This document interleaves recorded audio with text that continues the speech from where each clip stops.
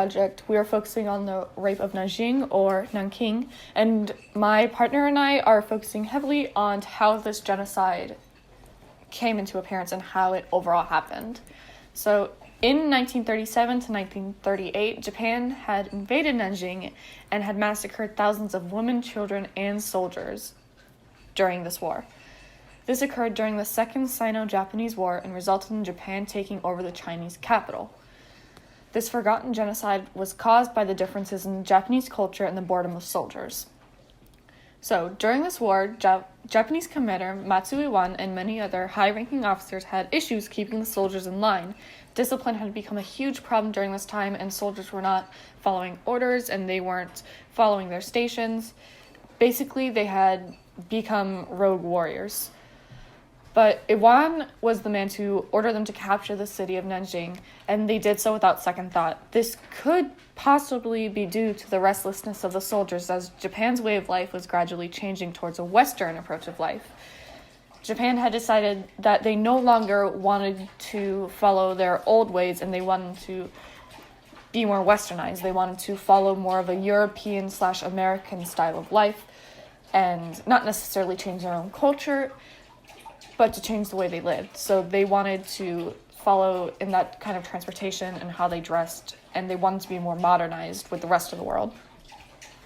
Not a lot of people wanted to go along with this, and so a lot of the people living in Japan decided to flee to Nanking and other Chinese cities, which made these soldiers very adamant to take over the city of traitors, in other words.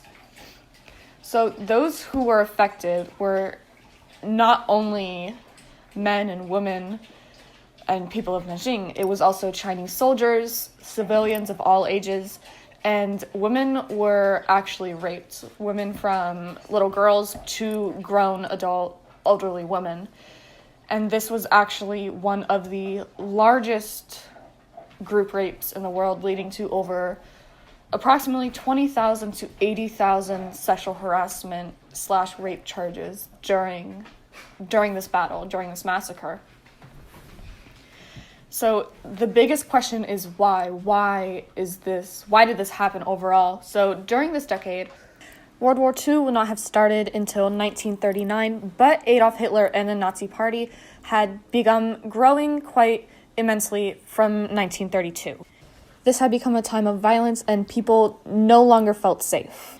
They were no longer having a time of peace, and with this, violent crime started to occur because Japan didn't want to change its societal value. It wanted to stay how it was, and it didn't want to become more westernized. It didn't want to become like Europe and like America. But now, currently, the world is not that cruel or murderous or violent like it was before. And it really takes into consideration, has Japan made up for what they did to all these people? But first, we have to go into the Japanese and Chinese relations. So China and Japan have a very long history with each other. They had diplomatic and trade with each other, and they worked very closely. China passed down religion to Japan, such as Buddhism, and China also passed down culture, architecture, and material goods, such as bronze and iron. So Japan was very reliant on China. Even after this war, or not this war, even after this battle, it wasn't large enough to be considered a war.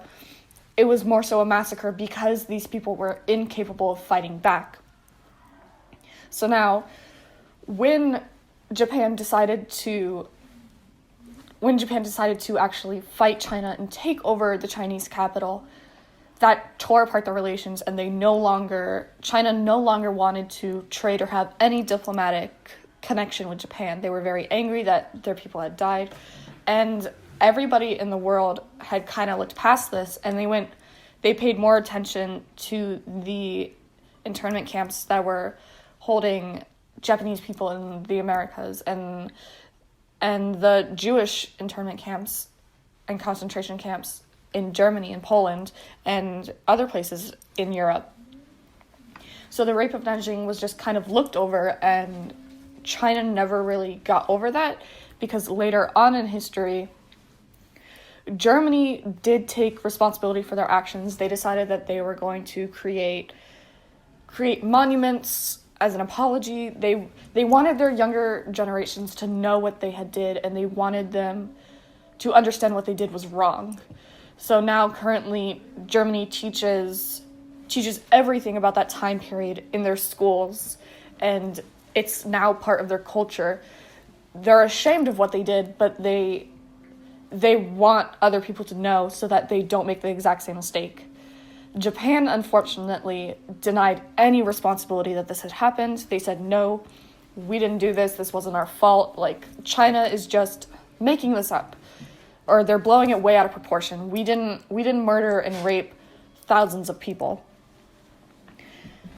A lot of outsiders became very angry by Japan's stonewalling.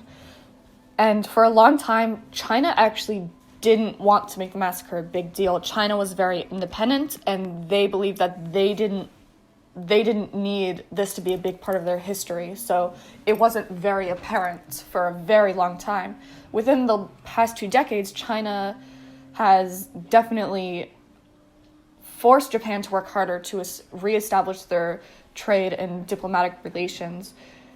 And China's very angry at their government for waiting so long.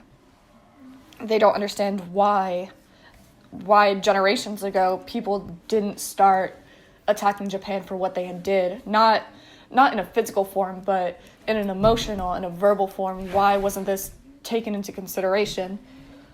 And China's anger actually helped bring the massacre to attention. So as you can see during the works cited page, which you'll be able to look at later, there are 2 Google books that were actually used for a lot of the information. So one of them is called Being Modern in Japan, and the other one is the Nanking Massacre in History and Historiography. So pretty much both of these books gave a very good example of how Japan was acting during this time and how it was changing, but also how China was very angry and was disappointed, or the current generations were disappointed that nothing was happening at this time. As of this current decade, China is making a bigger deal into making Japan understand what they did because of their lack of responsibility. And this kind of goes into what Japan's culture was during the time of the war, where a lot of young officers lived in a military institution at an early age, so they were taught to have forward thinking, and they were taught to understand that their country is all that they need to worry about and all that they need to fight for. Japan is and was a nation state, meaning that they all followed one set culture, which led them to have a strong sense of nationalism. But when Europeans decided to create trade routes with Japan, the Japanese decided that they much rather preferred the westernized version of living and decided to start following that. Those who felt a stronger sense of nationalism didn't want to live in that form of Japanese society.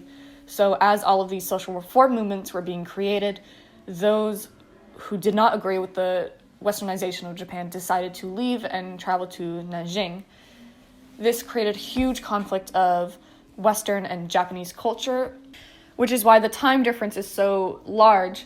I understand that the refugees fled to China in 1931, and the battle didn't take place until 37-38. But this is because the movement of the Japanese to China didn't happen overnight. It took several years for these people to finally get fed up with these reform movements until they were finally ready to leave. And with this, those who stayed became very angry at those that they thought were willing to change with the country.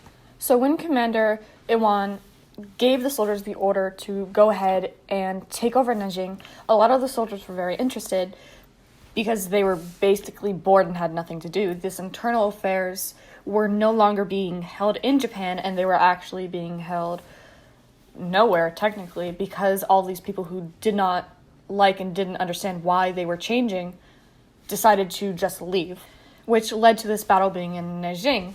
Now, if they decided to stay, it would have been more of a civil or internal war, but because these Japanese people decided to move to China and seek refuge there, So the battle was moved to Nanking rather than on Japanese soil. Excuse me.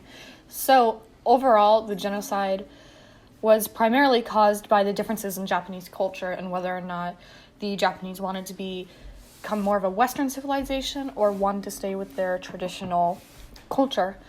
And with the boredom of the soldiers and their discipline issues, the massacre was a lot more brutal than it ever should have been because of how the soldiers were reacting in the beginning. So this was kind of a false play on the commander, but also on the soldiers.